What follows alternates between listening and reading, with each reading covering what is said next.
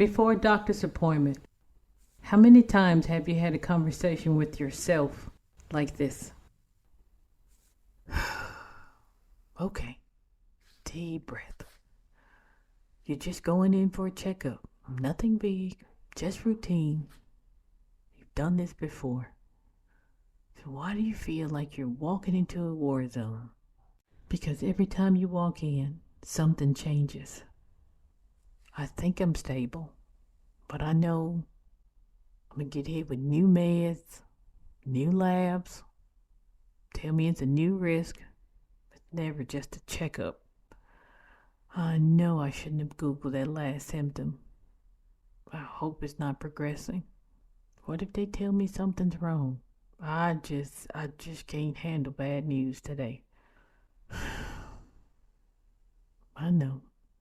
Deep breath. You got this. You got this. Sounds familiar? If you live with a chronic illness, then you already know that internal conversation all too well. That moment, sitting in the car, parked outside the doctor's office, rehearsing what you're going to say and what you're afraid they'll say back. The silent pep talk, the deep breaths, the quiet panic you try to swallow. Let's be real. If you have a chronic illness, you also have anxiety. It's not always the textbook kind. Sometimes it's just a knot in your stomach, a flood of what ifs, a tight chest every time a new symptom shows up or a lab result takes too long to come back. And nobody talks about that part enough. Hey there. Welcome to Empowerment in Illness. Well, we don't just talk about surviving chronic illness. We talk about living, thriving, and finding purpose, even when our bodies feel like they've turned against us. I am Gwen, your host, and today we're discussing health anxiety. You know the feeling, the racing thoughts, the late night Googling, the spiraling self-diagnosis, the urge to check your pulse one more time, just in case. It's the invisible weight we carry, the mental side of chronic illness that no one prepared us for. And today, we're going to talk about it. Not just to validate it, but to help you manage it, understand it, and maybe even ease it. You deserve that. Let's get into it. I'll never forget the moment I heard the word lupus come out of my doctor's mouth. I was 27 years old. I was relieved because my illness had a name and we could start treatment. I was still holding on to the illusion of control. I had a great job, a jam-packed life, and this nagging fatigue I couldn't shake. Test after test, and then answers. Answers that didn't bring relief, just more questions and a deep gnawing fear of the unknown. At first, I tried to power through. I told myself I was strong, that I didn't have time to be sick. But behind closed doors, I cried in the shower and whispered to myself, how am I supposed to keep living like this? Every little twinge of pain made me think I was going into organ failure. A slight fever? I was convinced I was relapsing. It wasn't just my body that needed care. It was my mind too. But no one tells you that part. My world felt like it had shrunk. Plans became maybes and then no's.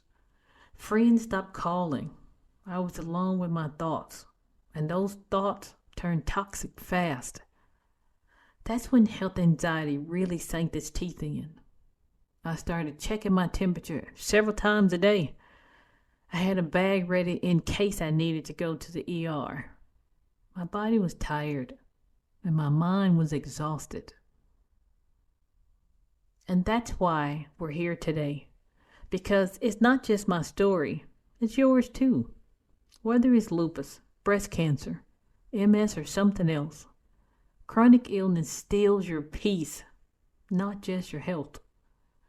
But I want to show you how to take some of that peace back. Health anxiety, also known as illness anxiety disorder, is a recognized medical condition. It's when someone excessively worries about having or developing a serious illness, even when test shows otherwise. For those of us with chronic illness, it's not fear of the unknown.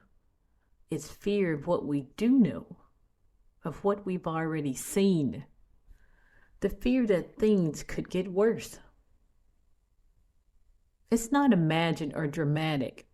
It's based in lived experiences.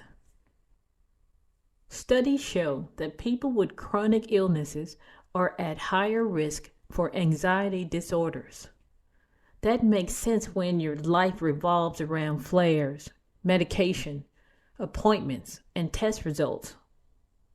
The body is constantly changing, and that unpredictability breeds fear. You're not overreacting. You're surviving. Let's also talk about the nervous system. Chronic illness often triggers a constant state of hypervigilance. Your brain tries to protect you by staying alert to danger, but that kind of alert keeps your body in fight or flight. It's not sustainable, and it's not your fault. That's why managing health anxiety isn't just about calming your thoughts. It's about helping your entire system feel safe again. This is where it helps to be informed. Understanding health anxiety from a medical and psychological standpoint allows us to give ourselves compassion, not criticism. You are not broken. You're reacting normally to an abnormal and unpredictable life. So let's talk about how to manage it, not just endure it. Let's get practical. One of the best tools I've found is schedule worry time.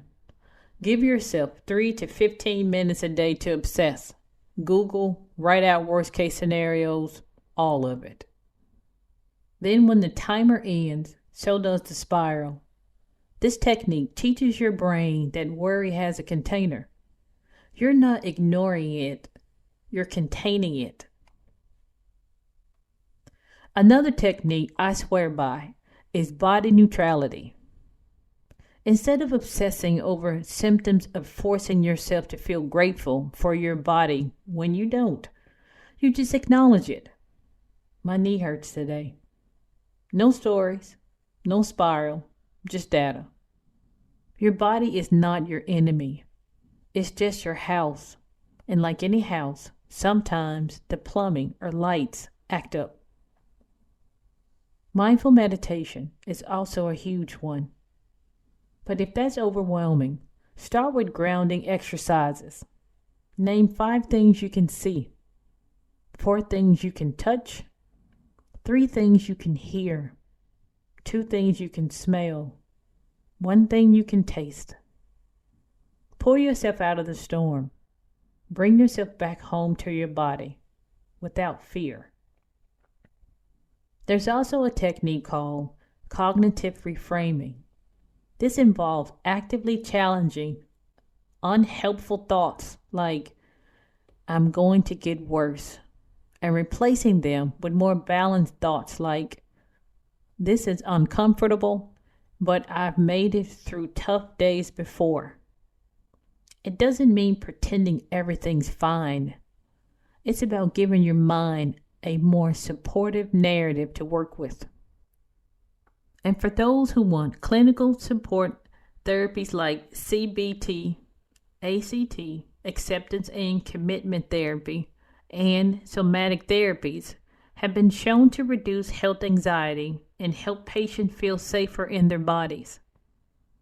If you have access to a mental health provider who understands chronic illness, it's worth exploring these options. And remember, community matters. Whether it's this podcast, a support group, or a trusted friend, You need people who understand and don't minimize your fear.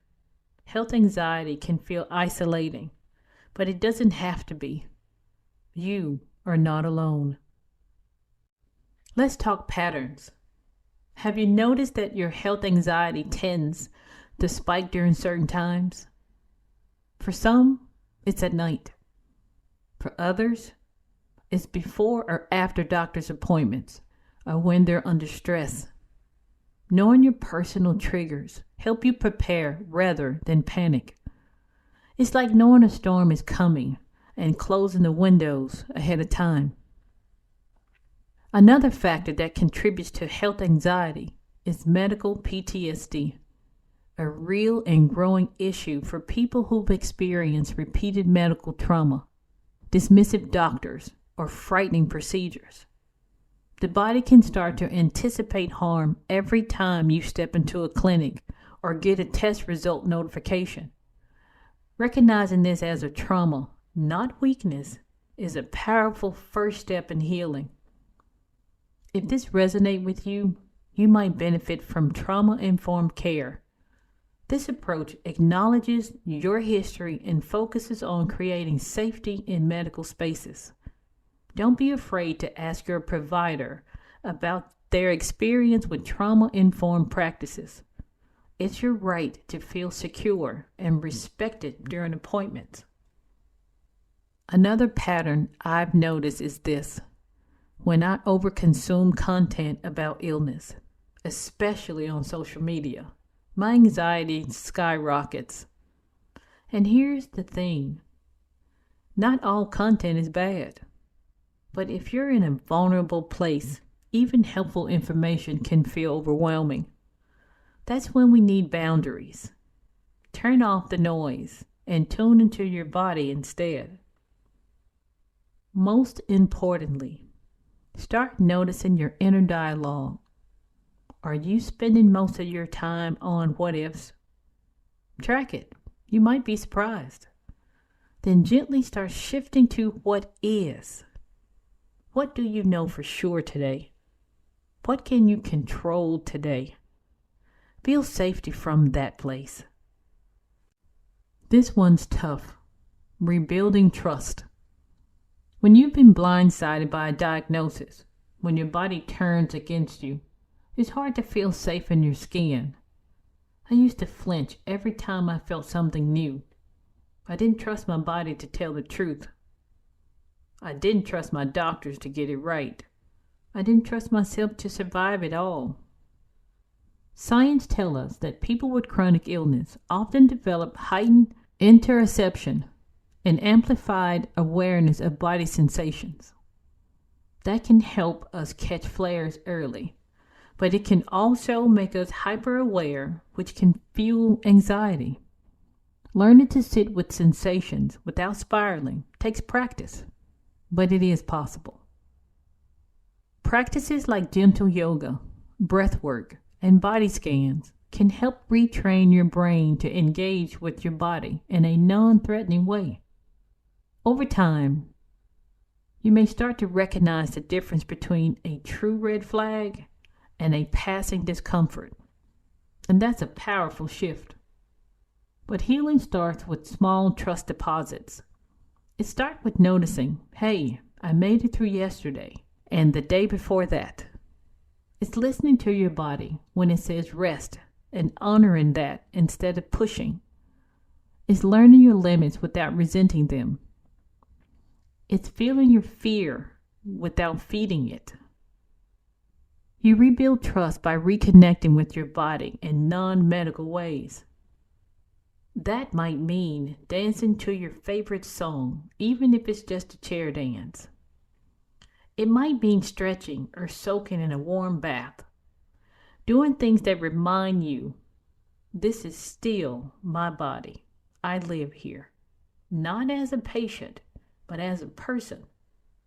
It's not about pretending you're not sick.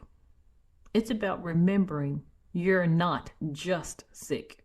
You're whole, you're layered, you're human, and you're worthy of a life that feels safe, even in the face of uncertainty. Before we leave, I would like to close with a special portion of the show I call Healing Heartbeats. This is where we allow ourselves to wallow in sorrow. Give yourself 3 minutes to laugh, cry, scream, cuss, or just sit in silence. Whatever you need to do to feel it, do it. Let the depression in for only 3 minutes. Once you've reached 3 minutes, compartmentalize it and get back to living. This is a rinse and repeat behavior. You cannot let depression take over, because when it does, it will not let go. When we hear about the passing of someone, they have the day they were born and the day they pass away. There is a dash in the middle. It's not a long line, but a short dash. That dash represents your life. Go live in spite of having a chronic illness. Don't let your condition stop you. I want to thank you so much for spending this time with me today. I know it's not easy to sit with these feelings, especially the ones we try to bury deep. Tackling health anxiety isn't about fixing yourself overnight. It's about recognizing that living with chronic illness means walking a tightrope between awareness and fear. And you, my friend, are learning how to balance with so much grace. I hope today's episode gave you a few tools, a few truths, and a whole lot of permission. Permission to feel afraid sometimes. Permission to let go of perfection. Permission to trust yourself again, even if it's in small ways. Every single day, you show up for yourself, even just by listening. You are reclaiming your power, and that matters. To our listeners, whether this is your first time joining us or you've been walking this path with me for a while, I want to take a moment just for you. I see you. I see the strength it takes to face another day in a body that doesn't always cooperate. I see how hard you fight, even on the days you feel like giving up. And I want you to know from the bottom of my heart, you're not alone in this. You might be listening from your bed, from a waiting room, or while trying to push through your daily routine. However you're tuning in, this space is for you. This podcast isn't just about information. It's about connection. It's about building a community of people who understand what it's like to carry invisible battles while still choosing to show up. If you're struggling right now, please hear me. You are more than your worst day. Your illness doesn't define your worth. You're allowed to rest. You're allowed to grieve. And you're also allowed to dream, laugh, create, and live fully right here in the body you have. There is still so much life inside of you, so much more purpose, so much power. Thank you for allowing me to be part of your journey. Thank you for trusting me with your time, your energy, and your heart. We are a family here at Empowerment in Illness. And no matter where you are or what you're going through, I hope you always feel welcome, held, and uplifted here. Keep showing up exactly as you are. Strength grows where support thrives. If this episode resonated with you, please share it with someone you love, someone who might be sitting in their own spiral of worry. And if you haven't already, subscribe so you never miss a moment of this journey we're on together. We've got some powerful episodes coming up that I can't wait to share with you. Also, take a moment to leave a review of the episode. This is the 4th episode of our 2nd series, Mental Health and Emotional Wellness. And finally, I want to remind you of this. You are not your symptoms. You are not your diagnosis. You are not your worst day. You are a full, beautiful, resilient soul who is learning to live in the face of uncertainty. Remember, you have the strength, the heart, and the support to continue your journey. Be safe.